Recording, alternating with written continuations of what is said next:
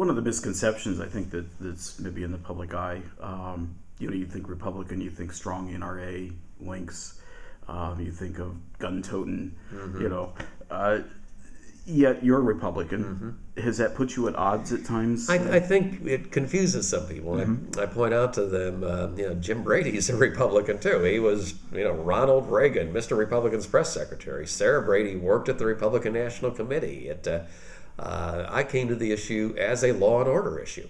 I mean, again, I wasn't just focusing on that, but I knew that in order to make the community safer and to fight crime and to fight the bad guys, we needed to do everything we could, from adding police and working with the community to strengthening the laws. And that's the approach I took. And I don't know how it became such a Republican versus Democrat or liberal versus conservative issue, because to me it really isn't that. And I think part of it was because of the fights over the Second Amendment and the fights over D.C. and Chicago's gun bans. And somehow the NRA successfully said gun control or Brady campaign. What they really want is a D.C.-like or a Chicago gun ban. That's not what I've ever pushed for. I've supported local communities doing what they want to do, but I've never thought that was the right approach to doing something. I want to make it harder for dangerous people to get guns. I'm not anti-gun.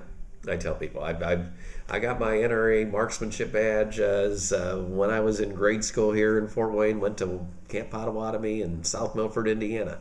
It's but part of what I learned back then is that a gun is something you take seriously. There's responsibilities that go with it. There's risks that go with it. You treat that gun and firing the gun and pointing the gun very seriously. And what I learned as mayor, and what I've learned even more since the Brady campaign, is a lot of people get guns. They don't have the slightest idea about the responsibilities, the slightest idea about the risks. And that endangers all of us. And that's what I'm fighting for. It's if you've got a gun, if somebody I talk to has got a gun, if they're an NRA member, doesn't bother me.